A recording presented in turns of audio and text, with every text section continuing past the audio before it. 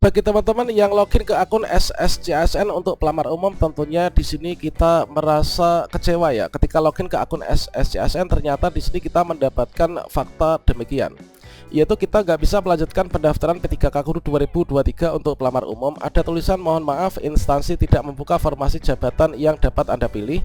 Anda tidak dapat melanjutkan pendaftaran ini. Kemudian di sini kita diminta untuk keterangan lebih lanjut. Ini menghubungi ke helpdesk Kemendikbudristek, teman.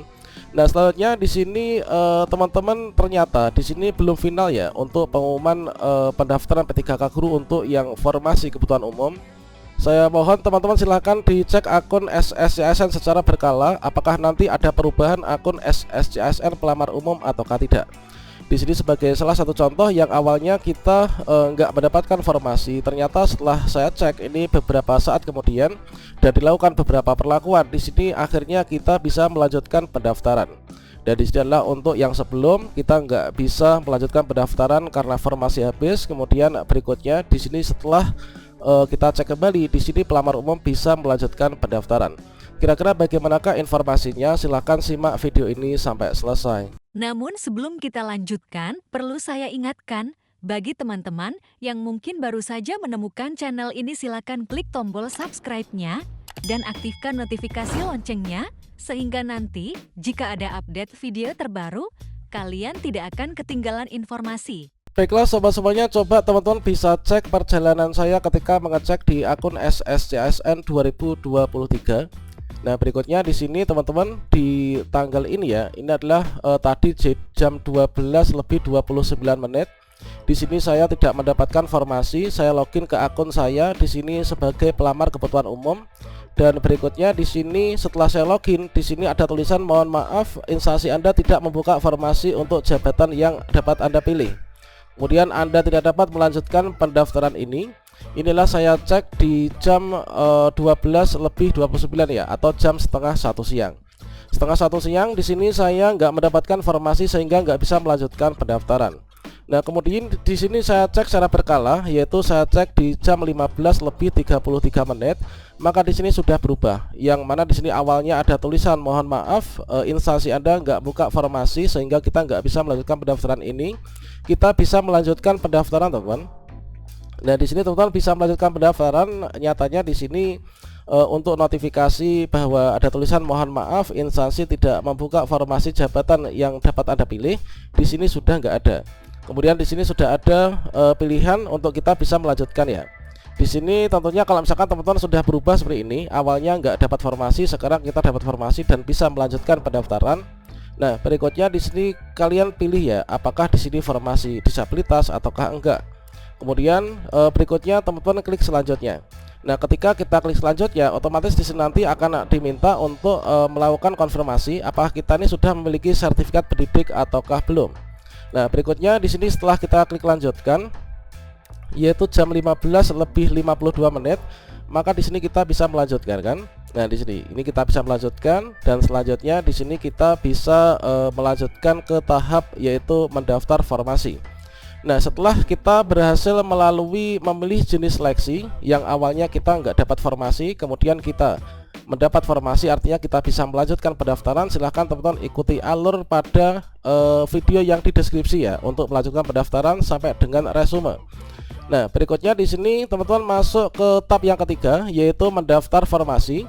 Yang mana di sini kita sudah memilih sebelumnya, yaitu formasinya adalah P3K Guru yang sudah kita pilih tadi. Kemudian pendidikan kita sudah kita pilih. Kemudian untuk jabatan yang linear dengan pendidikan kita sudah. Kemudian lokasi formasi ini seluruhnya berada di Dinas Pendidikan. Kemudian lokasi ujian kita pilih, karena saya di dalam negeri, saya pilih dalam negeri. Kemudian lokasi tesnya di sini kita pilih lokasi BKN terdekat ya, teman. Nah, berikutnya di sini kita masukkan yaitu tanggal ijazah kita. Kita masukkan nama perguruan tinggi atau sekolah kita, kemudian kita masukkan kode CAPTCHA. Setelah itu teman-teman bisa klik lanjutkan, nanti melanjutkan pengisian di bagian riwayat ya.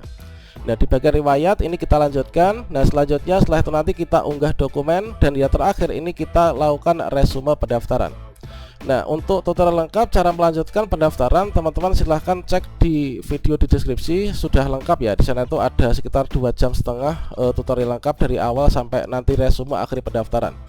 Inilah contoh, teman-teman silakan cek secara berkala di akun SSCASN nya. Kalau misalkan sudah berubah, yang awalnya nggak bisa melanjutkan pendaftaran sekarang bisa melanjutkan pendaftaran, silakan cek di deskripsi ya.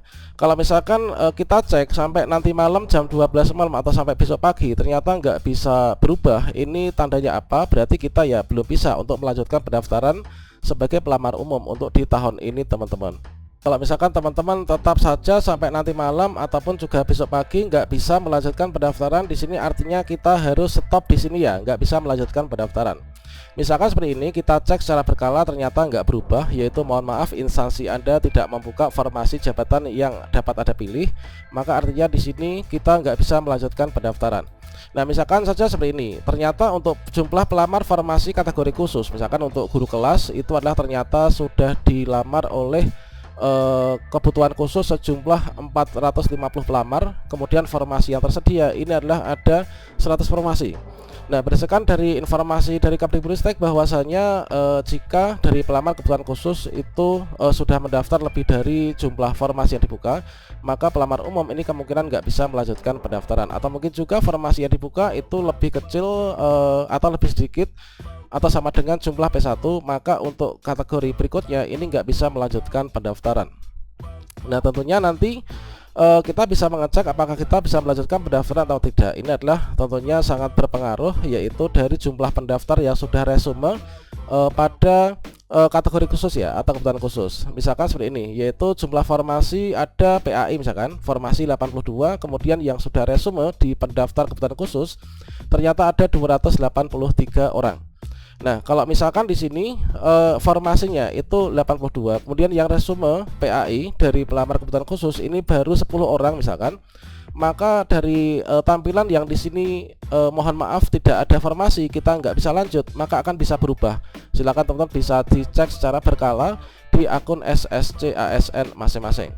Kemudian di sini misalkan untuk matematika ini formasinya hanya ada 10. Kemudian di sini kita bisa melanjutkan pendaftaran dikarenakan mungkin pendaftarannya baru 2 atau baru 3 gitu ya. Kemudian kalau misalkan dari P1 misalkan jumlahnya sudah 60 untuk matematika, kemudian formasi yang dibuka ini hanya ada 10, otomatis kita nggak bisa melanjutkan pendaftaran. Nah, tentunya di sini nanti penentu kita bisa melanjutkan pendaftaran atau tidak itu adalah dari jumlah pendaftar dari prioritas ataupun juga yang sudah lulus passing grade itu melebihi dari formasi atau tidak. Misalkan bahasa Indonesia formasinya ada 30, ternyata pendaftarnya di sini baru ada 5. Otomatis di sini teman-teman yang awalnya di sini mohon maaf nggak buka formasi, maka secara berkala silahkan dicek nanti berdasarkan dari ijazah yang kita miliki apakah linear dengan ini atau enggak, maka di SSCASN kita ini akan bisa melanjutkan pendaftaran. Oke, silakan dicek secara berkala ya di akun SSCASN masing-masing. Demikian, semoga bermanfaat. Wassalamualaikum warahmatullahi wabarakatuh.